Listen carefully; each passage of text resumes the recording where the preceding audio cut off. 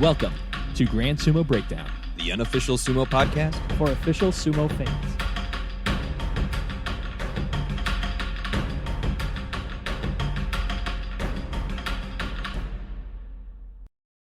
Welcome to Grand Sumo Breakdown. This is Jake.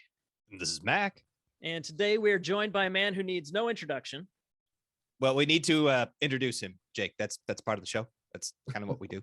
I was going to just leave it there, see how awkward I could make it for our guy here. No, we do not treat this man that way. No. Today we are joined by Makini Manu, the open weight winner in Vegas at the North American Sumo Championships. Am I remembering this? Am I reading this right here? 3 months after you started attempting the sport, you got first in the open weight? Yes. Oh, man.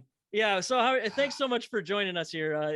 We talk to a lot of people that are kind of new to the sport, but you're certainly not new to sports in general. Why don't you tell us a little bit about like what kind of sports you do and how that eventually transitioned into our strange sport of sumo, which you have dominated with very little effort. So pretty good so far, I'd say. Thank you. I guess I really started sports in high school. Or when I was young, you do those little fun sports that you do, non-competitive. But in high school, I was competitive in football, wrestling, and volleyball. So volleyball was just super fun. It was my fun sport. That's a weird combo, but if it's the one that was the fun one, then hell yeah. Yeah. Like the other two were fun, but those I was actually serious about. Okay. Yeah, and then I went on to play football in college and junior college and at University of Utah and finished at Dixie State University. And then after that, went on to a pro football career in Arena League. No kidding. And been on a few NFL practice or tryouts with the NFL teams. Sure. About 15 different tryouts I've had with the NFL. Oh, yeah. And with the hope to stick one, but I haven't stuck one. Really, the Chargers was my longest stint. I had a tryout with them in 2020, and that was like my best performance ever. But still, again, I never actually got to see a football field as part of the 53-man roster for the NFL. But I was in a league called the AAF. It was American Alliance Football League. I was back in 2019. They folded. I was in the XFL in 2020. They folded, so I'm just bouncing around league to league, So it's your fault. Yeah. Whoa! I just go with it. You go to a league and they fold. Oh man. Yeah. And so my pro career started in 2019. It's been kind of rough. I just try to do multiple sports that I feel I'm pretty good at. In college, I ended up playing rugby as well. I don't know if you saw on social media, but on rugby. I've been invited to play on professional teams for rugby in America, but they're kind of new. And so I'm like, oh man, whatever pays the most is what I try to go to, And so, but I still try doing pro football. I'm currently signed to a team in Florida, Jacksonville Sharks of the National Arena League. Nice.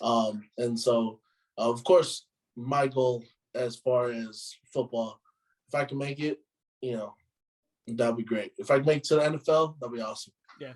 Can't begrudge you that. There's no money. Absolutely. There's no money in sumo, but NFL, you'd be good, right? So. Oh yeah, no, absolutely. But sumo, that's where it's really at, right? Yeah, sumo. That's where I want to get paid.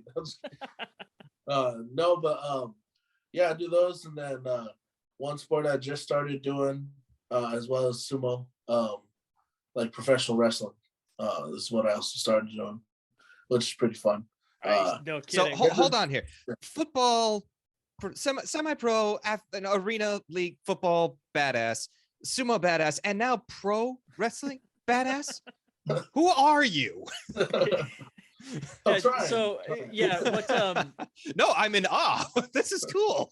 We've seen a couple clips that you've posted on on Instagram or whatever of you in the ring, just like hurling fools all over the place. How did you get into pro wrestling, and where's that taking you right now? How I got into it is funny. One day it was like I'm going back. So December 2018, I saw this ad on Instagram that said, "Do you want to be a WWE superstar?" And I was like, "Yeah, sure, yeah, why not?" So I okay." went and I submitted my application, and then all of a sudden, like 2 months later, I get this email about, "Are you interested in coming to Orlando to do a tryout?" And then I was like, I didn't think it was real. And I was like, whatever, yeah, sure I am.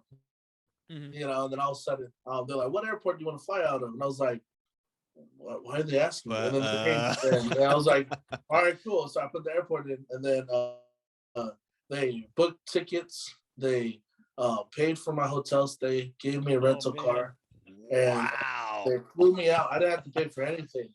They flew me to Orlando. I was there April 2019, and I met a bunch of cool people. We had a rental car, but I shared with 2 other girls, and one is currently she's a powerlift. No, what was it? I can't remember. Like bodybuilding world champion. And then the other one right now, she's dominating AEW, All Elite Wrestling. Her name's Jade Cargill. She was inside my car, and and it's crazy because we went to the WWE tryout, and then I met we went. It was like 45 of us at the tryout. Everybody with like high-end resumes, like NFL players, fitness models, actors, actresses, Olympians, and me. I'm like, oh dang, I just got out of college. Well, I don't know how I got here.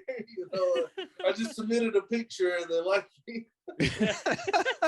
And so I was in disbelief. They fed us and everything. It was a great experience. And then, but it was definitely the hardest work I've ever done in my life was their training segment. While we're at the performance center, and then from there I was like, that was when I had just entered my pro career. So I was just like, damn, I really want to see where football takes me.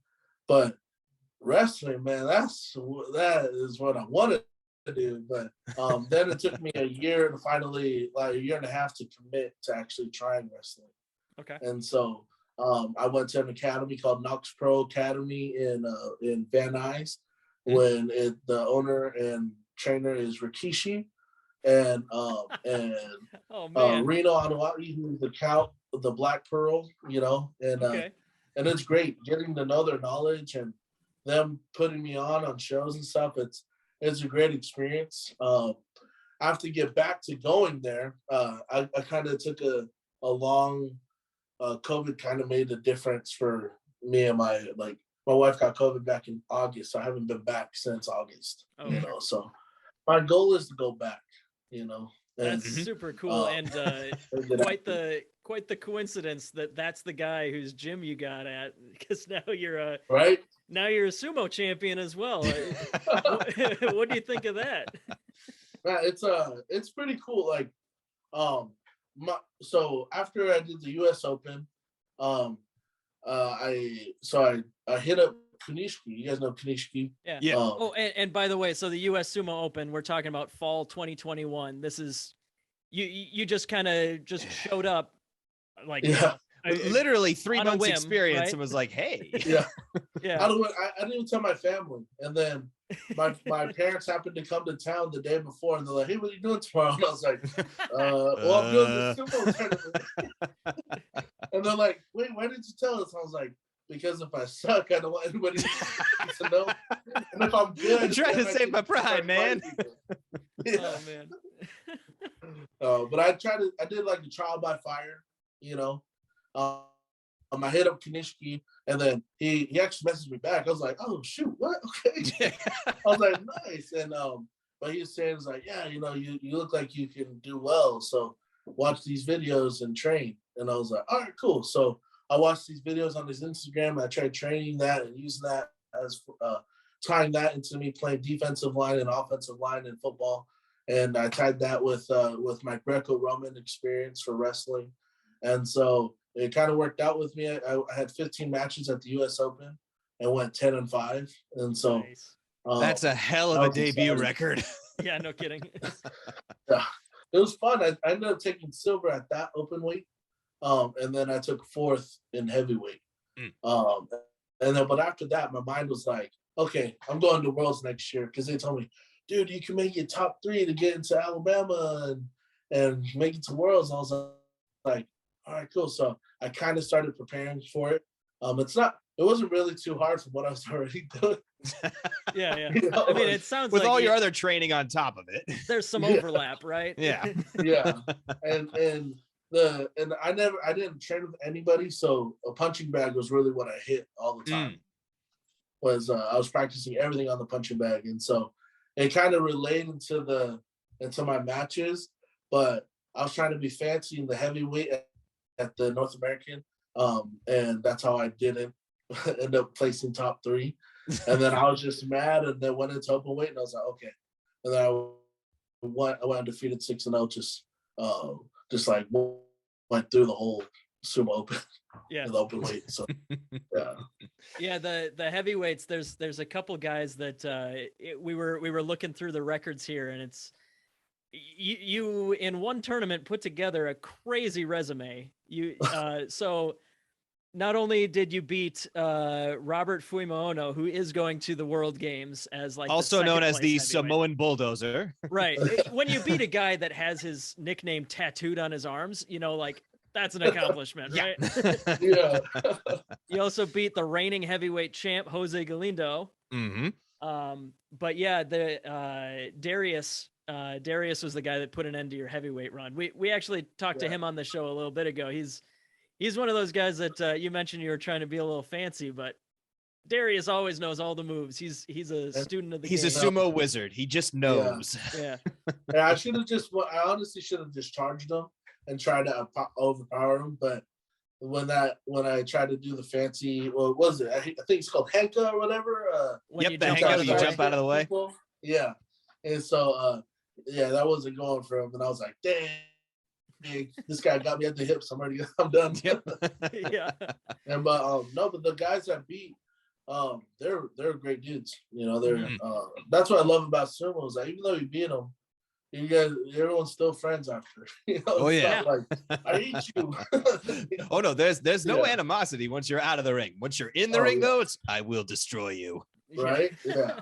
That's the vibe I got. And it was awesome because it's not an easy sport. Like even though I came in and made it look easy, it was like you still got to train hard for it. It's not it's not something that you can just it's not something you can just hop in and be good at. He says, winning a tournament like 2 months after. Yeah. But I get your point. Let's qualify that. I get your point. He's been training his ass off for other things. Excuse me. Keep my cursing to a minimum. Come on. No, I'm sorry. The truth is, football and wrestling and all my stuff before definitely helped me with the whole different mindset on how to compete in this.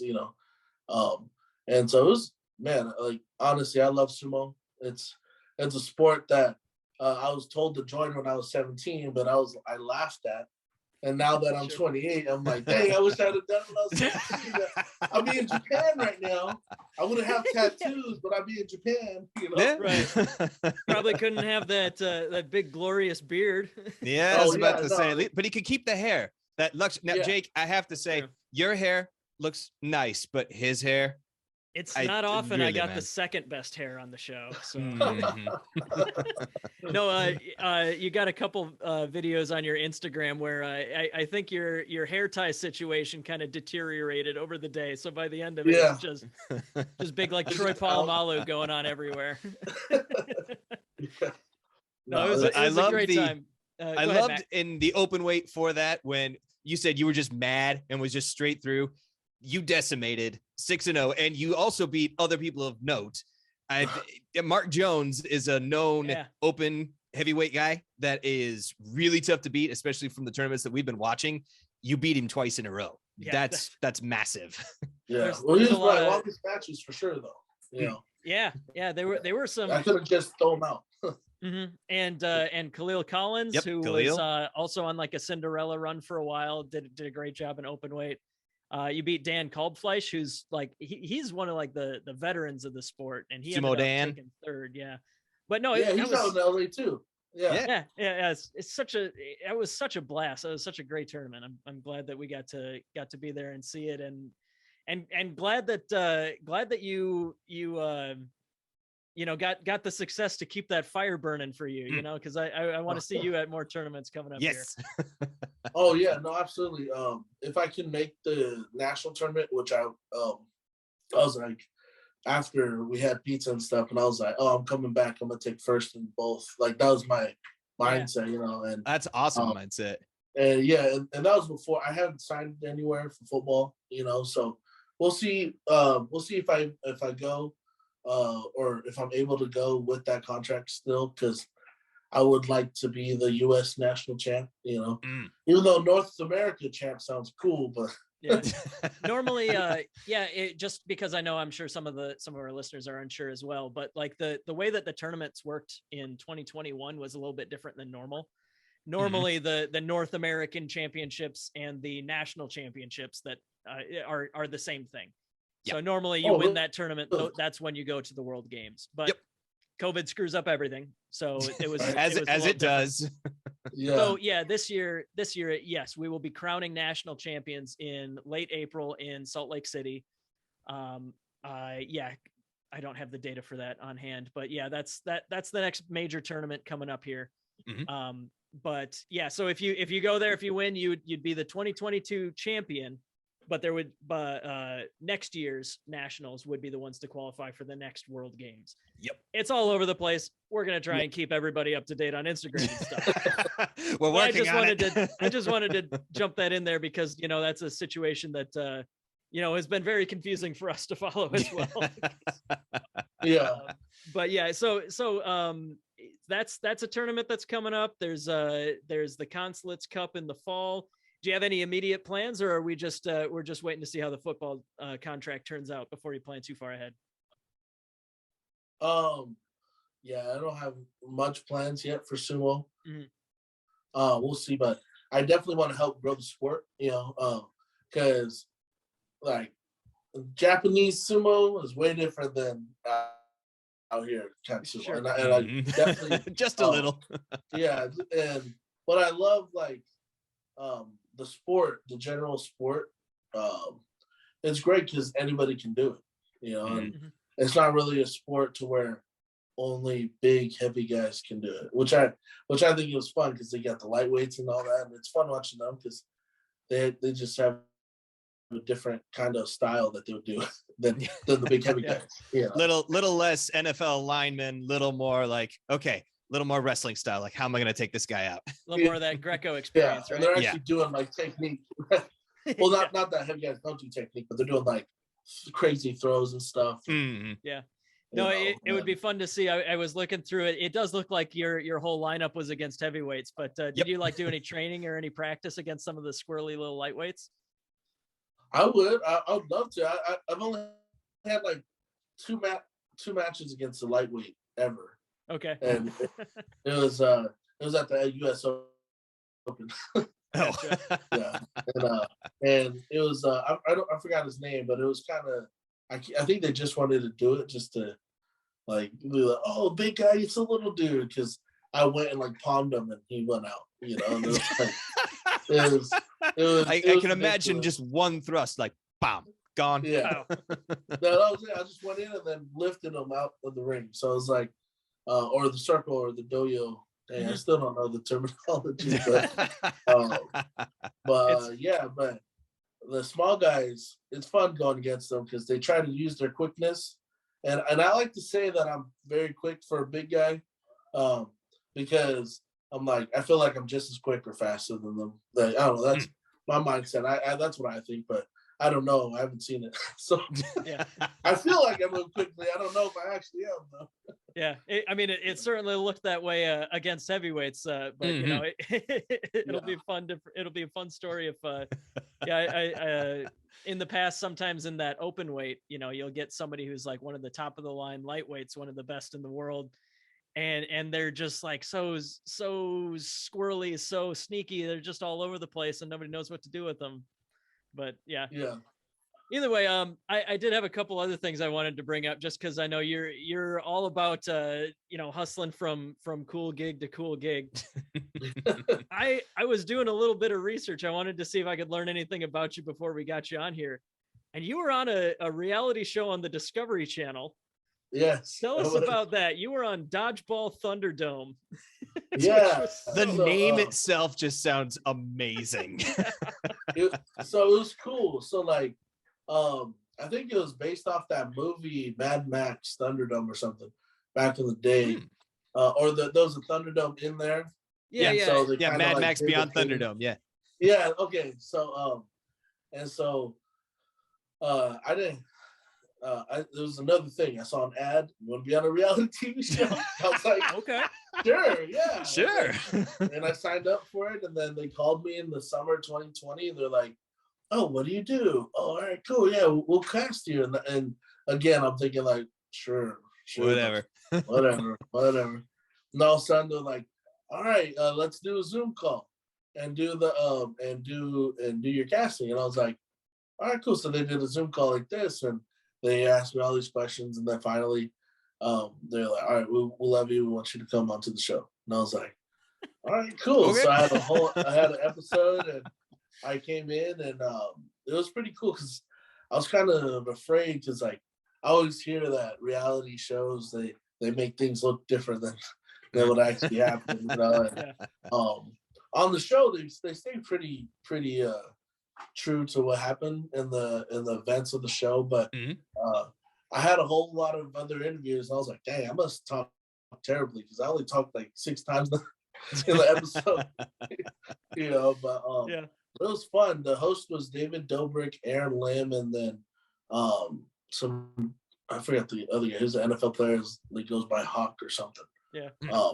But they had you do like obstacle courses and stuff while getting pelted with dodgeballs. Yeah, so they have like those things that they shoot footballs through, like the fast pitch. Like we're running on these things, and they're moving around and like shooting them like cannons, and they're coming flying around, hitting us while we're going through.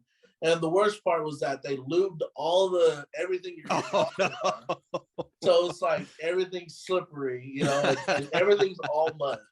And so and like you can either in the first obstacle, you jump over this big old red ball, kind of looks like Wipeout, you know, and you jump over, and then you can either choose to go over or crawl under in the mud, and off this like fort is what it looks like.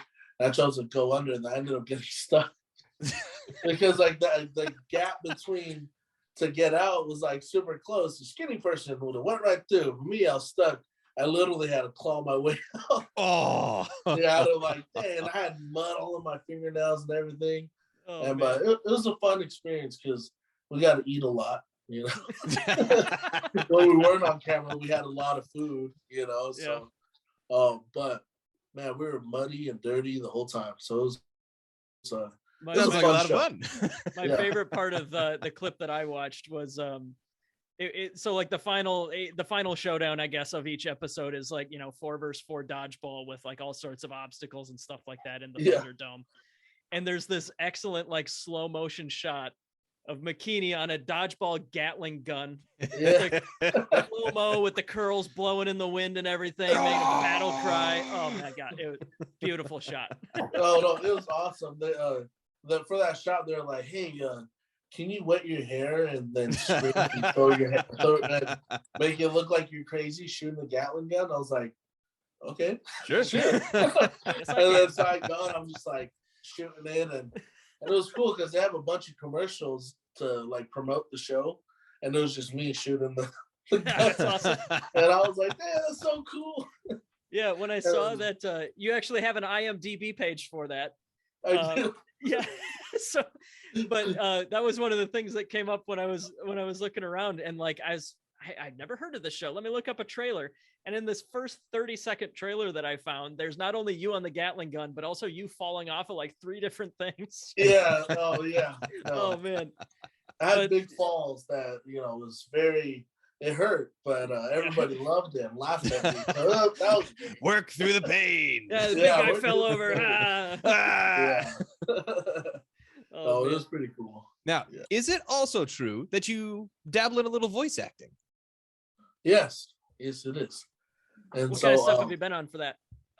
So mostly it's been like since COVID, a lot of COVID airline stuff. So it's like, please wear a mask, or walking through the airline or whatever. And so whatever they send me, so I audition. I use this program called Kavoko, and you send in your audition, and then they're like, all right, cool, we want you to do this gig. And so sometimes you use British accent, sometimes if you're good at it, you can use other accents and stuff. But most of it is like international things, and they consider it voice acting, which is cool because I haven't actually done I would love to be on like a Rick and Morty episode or something. Heck yeah! Just be like just a talking alien or something, or just any other kind of animated show. Like my goal, it sounds funny, but all my siblings, they're all into anime, and I want it to where I get to a point to where like their favorite show, all of a sudden they hear my voice, they're like, what? Wait a second, my brother? Hold on. Is he voice acting on this? Yeah. And they'll be like, oh, I don't like the show anymore. Aw. That's awesome though. That'd be cool if I could do that. I love I went to school for sports broadcasting, and so that's why I really enjoy doing anything with my mouth. Everything Well, using my phrasing, voice. Oh, jeez. With your voice, you mean, maybe? With my voice. Yeah. My voice. Whether it's recording music or doing shows, and but I would love to be just anything with voice acting. I'd love to get big on that because I don't know, it's super easy, or now that I'm experiencing it, it's super easy. You got now that you know what you're doing. It's easier than sumo wrestling. I mean, yes. Oh, for sure. It might be tough to get a big break, but the work itself, is straightforward, right? Is that what you mean? Yeah. Gotcha. Yeah. You just have to read it right and then know how to edit your voice. Or I'm sure you guys know, like, edit that you don't sound all distorted. Oh, no. We just take the video and just send it out. Nope. That's just straight. Oh, nice. No editing. Perfect. That would be the dream, wouldn't it? Like that. A lot of listeners will love that. Yeah. I don't know. There's some audio recordings out there that are not so great for some listeners that we've done. Sorry to offensive cats and mothers out there that are the ones that feature Mac too much aren't so good. I've turned a few people off the show. Oh man. We're kidding, maybe. No, what I saw, you guys do a really great job. I love your guys' content. Oh, thank you. It was and it was great to meet you in Vegas. I mean, that was like our first time doing that, like out in public, like in front of a crowd, kind of a deal. So we can kind of relate there a little bit, but yeah. So we're looking forward to seeing you at some more tournaments. One other thing that I did want to ask you about before we go real quick. You posted on Instagram, you posted wherever you're posting stuff. You always mention Down syndrome awareness. Yes. To give you a chance to talk about that real quick. Yeah. So my son, his name is Wainohia. He's 10 years old now. He just turned 10 February 3rd. Oh, right. Man, it makes me feel old. Jeez. But yeah, he has Down syndrome, and so I always try to push Down syndrome with whatever kind of sport or anything that gets awareness out there. Just because, yes, people know about Down syndrome, but also it's not as big of a community as like the autism community, because like there's a lot of foundations of autism, and we're trying to, like, I have a foundation. I might change the name of it, but if you ever see the hashtag on Instagram, it's hashtag MOMFDSA, which is the Makini Manu Foundation for Down Syndrome Awareness. That's what I call it. Yeah. And I'm gonna try to find a shorter name, but I was just like, I'll just throw my name in there. There you go. But it's just to bring more awareness of the Down syndrome community, and to kind of just help people know that they can do anything, and whether they want to do it or not, they have the choice, just like anybody else. They want to be a great athlete, they could all become a great athlete, and it just depends on who they have behind them and who's helping them, guide them, or or what they want to do.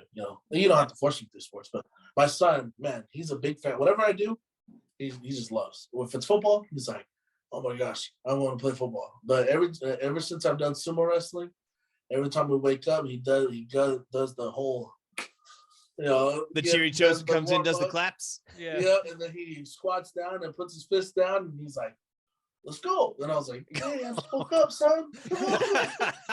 Yeah, and he's undefeated in the ring as far as I'm aware too. He avenged my loss. Yes, he did, yeah. Darius beat you in heavyweight, but then one of the things that we do at as many sumo tournaments as we can is if we got a little downtime, we have somebody, we have volunteer heavyweights or somebody come out and wrestle anybody from the crowd who wants to give it a shot, especially the kids. So we were doing that. We had some downtime after the heavyweight division in Vegas, and Darius, the guy that took you out of heavyweight, but he's been around in the scene forever, and he's always the guy who volunteers for that.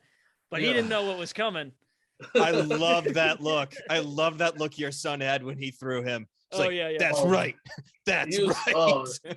It was so awesome because so I'm also a head wrestling coach at Marietta Mesa High School. And all my wrestlers were watching, and my assistant coaches were watching the matches. And then my in-laws were all watching, and my parents were watching. And then once they saw Wygant on the screen, everybody was like getting hyped in there. Yeah. Wherever they're like, oh my gosh, Wygant's so my son's name is Wano. We call him Y for short. Sure. And so we're like, go Y, and then he ended up winning. And my wife Liana, man, she was like his biggest fan, like and me, I was like, yeah, you beat no, it's just the stoic. He just. That was one of the biggest. That's badass. Yeah. No, that was absolutely one of the biggest pops of the day. Yes. And as good as Darius is as a heavyweight, I don't think I've ever seen him beat a kid. So at least a lightweight. I don't think he fares well against these lightweight guys. When you get the volunteer kids from the crowd in the ring, all of a sudden Darius's training goes right out the window, right? Yeah, Darius, he's awesome. I'm happy he let he did that. It was a hard fought battle. Hard fought battle. No, he's a great dude. That's one thing that I love about the sumo community is just, man, these guys, even after you lose, me, when I lose, I'm always like, man, I hate that guy. But then when they come up and they give you a hug after losing, you're like, dang, I can't hate this guy. Let me hate you. I want to hate you. It's like, hey man, don't hug me, all right? I'm not your friend. Yeah. No, that's really funny. I remember I was rewatching some matches, and when you beat Khalil, who did really great in the open weight, he just like stayed down on the ground for a minute because he was just disappointed. He was disappointed because he was hyped, he was excited for how well he was doing, but like 5 seconds later, you help him up, you both hug it out, and yep. Yeah, and then we're best friends again. It doesn't. Everything's. It's that was good. awesome. Yeah, and that live stream. I don't know who set that live stream up. If it was you guys or whoever it was. It was Kaboom, Sumo Kaboom, and so Americas. Shout out to Sumo Kaboom, the other American podcast on sumo that we connect with a lot. Oh, that's awesome! Yeah, like I got to go back and record my footage from a cool angle. I was like, yeah, that's awesome. And so I need to go to more events where they have live stream. Well, we're doing our US Open did not have live stream, by the way. So, no, that is true. But we're doing our best to help out with that game. When that's as non-athletes out in the middle of the Midwest, that's helping out with live stream and technical stuff is what we try to do. So. This is how we can do our part. So we'll make sure Mom and Grandpa and everybody can sign on to watch Darius try and avenge his loss against your son. No, I think Y is going to take the whole thing, man. Yeah, absolutely. He's going to win. But yeah, Makini, thanks so much for joining us. We're like we said, we loved meeting you in Vegas. It was just an incredible run, and we're looking forward to seeing you at some more tournaments soon. Yes. Oh no, thank you. It's been great being on here. Luckily, my wife was like, "All right, I'll let you go on the show." I was like, We're "Hey, glad is it you got okay?" permission. Yeah. Yeah. Oh man, I got to make that bargain like once a week. Yep. Here, just give me like an hour. Like, honey, I'm Yeah. sorry, I gotta go. Yeah, Awesome. no, my wife. She's a big fan as well. Awesome. Rihanna, yeah, she Okay. loves sumo, and just I know that I'm always like this, like, hey, look, watch this, on my phone, and she's like, All right, fine. Well, it's like, real quick before we take off, do you have a pro favorite on the Japanese circuit? well, he's Well, not wrestling Konishiki for anymore. sure, right? Well, Or are you talking about like ever or like right now? yeah. Do you No, do just you ever. follow? I guess in general, do you follow much of the current Japanese stuff? I mean, you mentioned you knew Konishiki, or you Yeah, talked to him. so I watched Kanishiki, but I was watching Hakuho before he retired. Mm. And so that's really where I tried to base my sumo after was Hakuho. Whatever he was doing, I was trying to do, and so he was Not a bad role model to go off of, the king. Yeah. The and best ever. and I really like I really like his technique and his greatness, and I'm sad that he's gone, but I forgot who the new one is now. Teruno Fuji. Yeah, Teruno Fuji. Yeah. Teruno Fuji, and I really like Hakuho's little what's his name? Enho? He's like that 5'6" dude. Yeah. Enho or Ishiura? Yeah, he's got two little guys that he's training now. Who's the most popular one? Who's the most popular one that like? That's Enho. Enho. Okay, Enho, yeah, because I see that dude, and I saw one clip where he like lifted up this dude that was like 400 pounds, just threw him. I was like, Yep. man.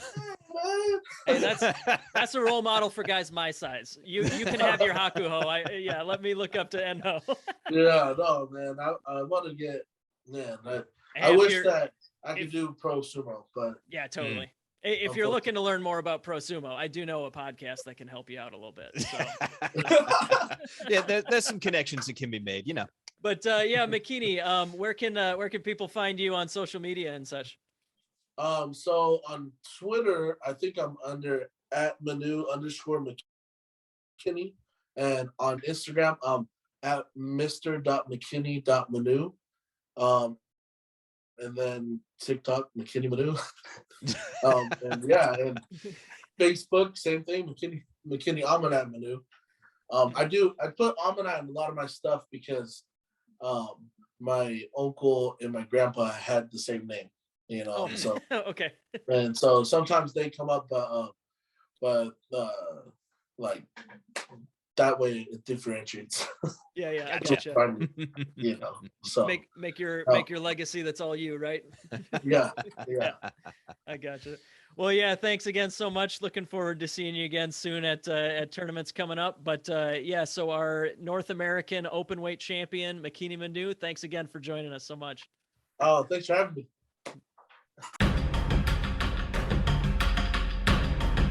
Thank you for listening to Grand Sumo Breakdown. Until next time, Throw your salt high. and keep moving forward.